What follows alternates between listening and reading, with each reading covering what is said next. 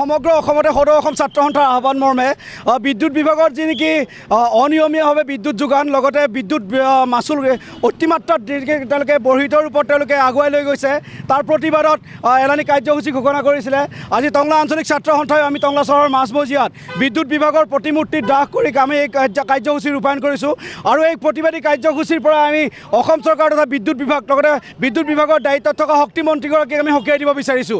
অনতিপলমে তেওঁলোকে বিদ্যুতৰ মাচুল হ্ৰাস কৰি আৰু নিয়মীয়াভাৱে বিদ্যুৎ যোগান ধৰি তেওঁলোকে যাতে অসমৰ জনসাধাৰণক তেওঁলোকে যাতে সকাহ দিয়ে তাৰ বাবে আমি তেওঁলোকক আহ্বান জনাইছোঁ আৰু লগতে তেওঁলোকক ক'ব বিচাৰিছোঁ যদি অনতিপলমে বিদ্যুৎ মাচুল হ্ৰাস কৰি তেওঁলোকে জনসাধাৰণক যাতে তেওঁলোকে যাতে উপকাৰ সাধন নকৰে তেতিয়াহ'লে আমি কিন্তু সদৌ অসম ছাত্ৰ সন্থাই ইয়াতকৈ তীব্ৰভাৱে আমি আন্দোলন গঢ়ি তুলিম।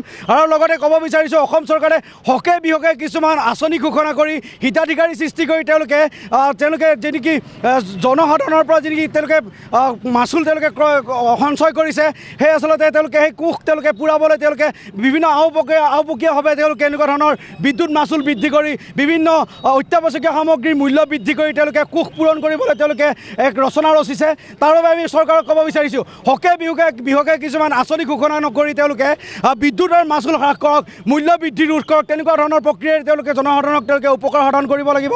অন্যথা বিদ্যুৎ মাচুল লগতে অত্যাৱশ্যকীয় সামগ্ৰী যি নেকি মূল্য বৃদ্ধি এই ক্ষেত্ৰত যদি চৰকাৰে যে দৃষ্টি আৰোপ নকৰে তেওঁলোকে কিন্তু অনতিপলমে তীব্ৰ গণতান্ত্ৰিক আন্দোলনৰ সন্মুখীন হ'ব লাগিব, এয়া স্পষ্ট কথা।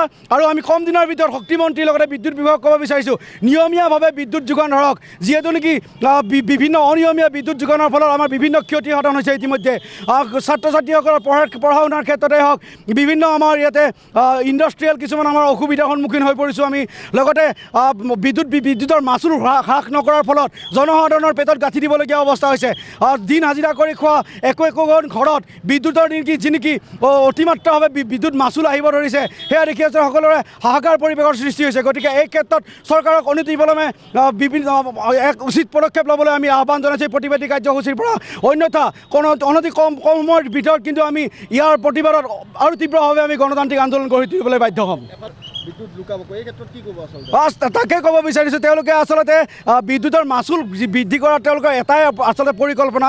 তেওঁলোকে বিভিন্ন আঁচনি ঘোষণা কৰিছে, বিভিন্ন হিতাধিকাৰী সৃষ্টি কৰিছে য'ত নেকি তেওঁলোকে ইতিমধ্যে ৰাজকোষৰ পৰা ধন তেওঁলোকে অপব্যয় কৰিছে আৰু সেই ৰাজকোষৰ ধন অপব্যয় হোৱা ধন পূৰাবলৈ তেওঁলোকে বিদ্যুতৰ মাচুল বৃদ্ধি কৰিছে, অত্যাৱশ্যকীয় সামগ্ৰীৰ পেট্ৰল জাতীয় ইন্ধন জাতীয় সামগ্ৰীৰ মূল্য বৃদ্ধি কৰিছে আৰু লগতে তেওঁলোকে বিদ্যুতৰ লুকাভাকু এই ক্ষেত্ৰত তেওঁলোকক আমি ক'ব বিচাৰিছোঁ তেওঁলোকে বিদ্যুতৰ মাচুল ইমান বৃদ্ধি কৰাৰ পিছতো বিদ্যুতৰ অনিয়মীয়া যি নেকি তেওঁলোকৰ যোগান সেই যোগানৰ ক্ষেত্ৰত তেওঁলোকে আচলতে দৃষ্টি আৰোপ কৰিব লাগিছিলে।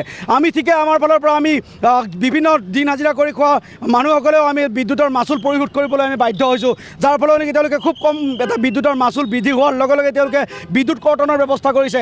এই গৰমৰ প্ৰকোপত থাকিব নোৱাৰা হৈ পৰিছে মানুহে এই বিদ্যুৎ এনে হঠাৎ কৰ্তন কৰাৰ ফলত। গতিকে বিদ্যুতৰ লুকাভাকু তেওঁলোকে দূৰ কৰিব লাগিব আৰু বিদ্যুতৰ লুকাভাকুৰ লগতে বিদ্যুতৰ মাচুল কম সময়ৰ ভিতৰত তেওঁলোকে হ্ৰাস কৰিব লাগে, স্পষ্ট কথা।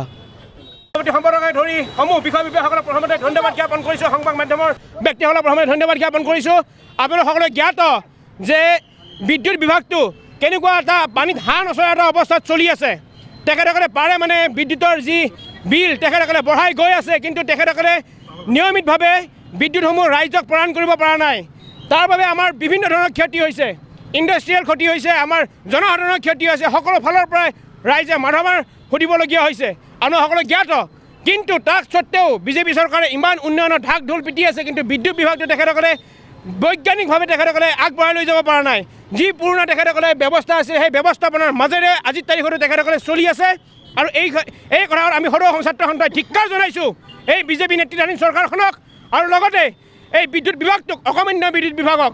কাৰণ তেখেতসকলে এই বিদ্যুৎ বিভাগটো যদি সুচাৰুৰূপে যদি চলাব বিচাৰিছে তেখেতসকলে চাইণ্টিফিকভাৱে বৈজ্ঞানিকভাৱে তেখেতসকলে নতুনকৈ তেখেতে উদ্ভাৱন কৰিব লাগিব, ব্যৱস্থা গ্ৰহণ কৰিব লাগিব। ইয়াৰ যি তেখেতসকলে ব্যৱস্থা গ্ৰহণ নকৰে তেতিয়াহ'লে অনাগত কালত এই বিদ্যুতৰ নাটনি ইয়াতে প্ৰচুৰ পৰিমাণে সৃষ্টি হ'ব। গতিকে আমি আহ্বান জনাম চৰকাৰ প্ৰশাসনক যে তেখেতসকলে এই বিদ্যুৎ বিভাগটোক এই পানীত হাঁহ নচৰা অৱস্থাৰ পৰা উলিয়াই আনি কিনে সচল ৰূপত তেখেতসকলে বাহিৰ কৰি লৈ আহিব পাৰে। ইয়াকে আমি ক'ব বিচাৰিছোঁ। ধন্যবাদ। জয় অসম।